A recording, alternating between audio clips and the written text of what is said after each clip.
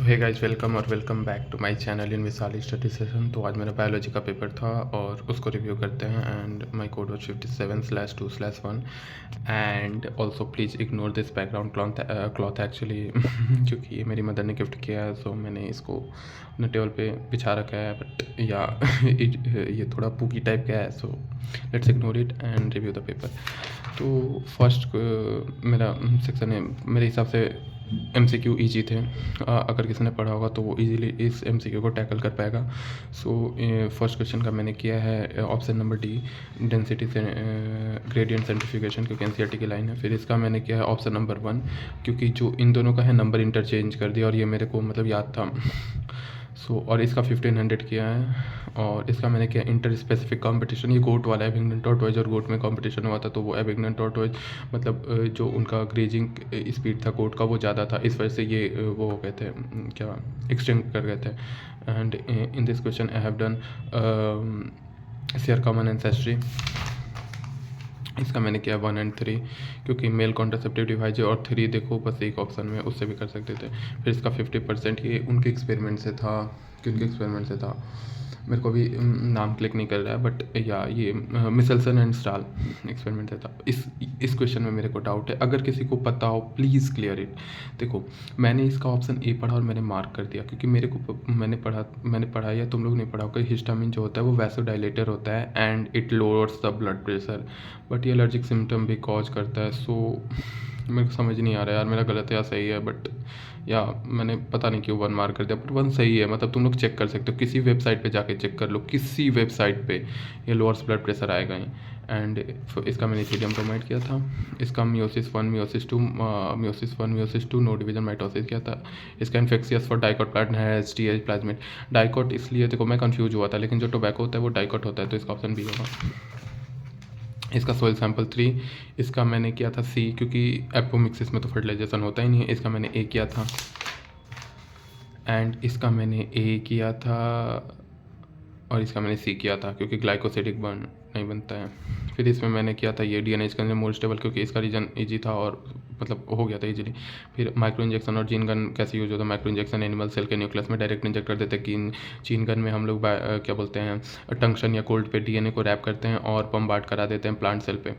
और इसके बाद ये वाला भी कर दिया था कि कैसे मतलब ये कैसे BOD के बाद ये क्या होता है कि सेटलिंग टैंक में ट्रांसफ़र करते हैं एंड ऑल द प्रोसेसेस। फिर ये जो क्वेश्चन था कि इसका मैंने किया था ये वाला कि कैसे पॉपुलेशन डेंसिटी, इसका एग्जांपल मैंने दे दिया था बनियान ट्री वाला और पार्थेनियम वाला, और एक एग्जांपल टाइगर वाला दे दिया था। फिर इसका ऑल कॉपी ये वाला पार्ट किया था B, जिसमें मैंने लिख दिया था कि स्पर्म और ओवा जब सेम टाइम पे एम्पुला में प्रेजेंट होते हैं तभी वो हो सकता है, वरना प्रेगनेंसी नहीं हो सकता है। और म्यूसिस, इनमें मेन डिफरेंस ये है कि जो इनका स्पर्म बनता है वो इक्वल और हैप्लॉइड बनता है, इसमें अनइक्वल और हैप्लॉइड बनता है, एक पोलर बॉडी बन जाता है। ये भी मैंने कर दिया था कि एडवांटेज क्या है, कॉस्ट इफेक्टिव है। और फिर मैंने कुछ लिख दिया था ऐसे ही जेनेटिकल वैरायटी बारे में। फिर बैट इसका वो होता है बनाना एप्पल और टोमेटो, तो कर दिया था। फिर इसमें TH मॉर्गन का ड्रोसोफिला मेलानोगास्टर 4 रीजन लिख दिए थे कि इजीली डिस्टिंग्विशेबल सेक्स होता है, फिर इजीली सिंथेसाइज हो जाते हैं लैबोरेटरी में, शॉर्ट लाइफ स्पैन होता है, और भी एक कुछ लिखा था क्रोमोजोम नंबर कम होता है। फिर ये बना दिया था मैंने डायग्राम, ये तो इजी था।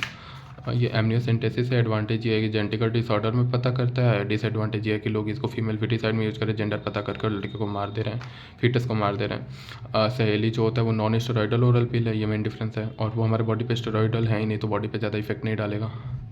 फिर एम ऑफ इस एक्सपेरिमेंट था कि केमिकल इवोल्यूशन के थ्योरी को प्रूव करना, और गैसेज जो यूज थे वो थे CH4 H2 NH3 and water vapour eight 800 degree Celsius. Source of energy था स्पार्क डिस्चार्ज। जेनेटिक कोड ये कर दिया था। इसका B पार्ट मेरा शायद गलत हो, क्योंकि मैंने कुछ बना के लिखा है, सो या फिर ये देख लो, ये तो ह्यूमन हेल्थ से था, ये भी डायरेक्ट हो ही जा रहा था। उसके बाद ये भी कर ही दिया था, मतलब नेम वन टेक्निक। तो जेनेटिक इंजीनियरिंग प्लाज्मिड क्या है, एक्स्ट्रा क्रोमोसोमल DNA है, इंपॉर्टेंट है क्योंकि ये वेक्टर की तरह काम करता है। फिर जीन जो था antibiotic resistance gene isolated in salmonella typhimurium by Cohen and Boyer. और फिर 2 एबायोटिक है, सोइल एंड वाटर। और फिर प्रोड्यूसर और डिकम्पोजर का रोल तो लिख ही दिया था भाई। फिर इसमें 100% ट्रांसफर नहीं होता क्योंकि कुछ अमाउंट ऑफ एनर्जी हीट के रूप में रिलीज हो जाती है। फिर सेक्शन ई में मैंने ये फर्स्ट पार्ट किया था कि स्टिग्मा का क्या रोल होता है, उसके बाद पॉलन पेशल इंट्रैक्शन मतलब ये क्या पोस्ट पॉलिनेशन इवेंट कैसे होते हैं। इसमें मैंने डायग्राम भी बना दिया क्योंकि मेरा आंसर उतना बड़ा नहीं था तो एग्जामिनर पे थोड़ा इंप्रेशन बने। इसके बाद इसका को डोमिनेंस होगा और फिर मैंने ये क्रॉस करा दिया था। इसका आया था 3:1 रेशियो, इसका 1:2:1 आया था फिनोटिपिक रेशियो। फिर इसमें डिजीज और कॉजेटिव है तो एड्स HIV वो इम्यून सिस्टम को वीक कर देता है क्योंकि पहले वो मैक्रोफेज में अटैक करके अपना प्रोजेनी बढ़ाता है और उसके बाद वो टी हेल्पर सेल में अटैक करता है। टी हेल्पर सेल का जब नंबर कम हो जाता है तो हमारा इम्यून सिस्टम बहुत कमज़ोर हो जाता है। यही लिख दिया था। 2 मेजर मोड ऑफ ट्रांसमिशन में लिखा था कि एक तो अनप्रोटेक्टेड मल्टीपल सेक्स और उसके बाद लिखा था कि sharing same needle with many person like in the case of drug abuse.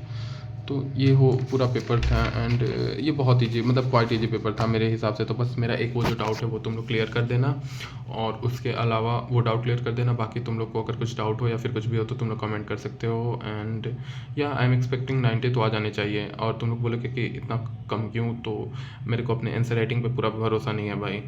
मैं हूँ OMR भरने वाला बंदा, तो मेरे आंसर राइटिंग पसंद आती है या नहीं आती है वो मेरे को नहीं पता। बट या चलो फाइनली एग्ज़ाम ओवर हुआ, मतलब बोर्ड का एग्ज़ाम ख़त्म हुआ। So we'll meet in the next video.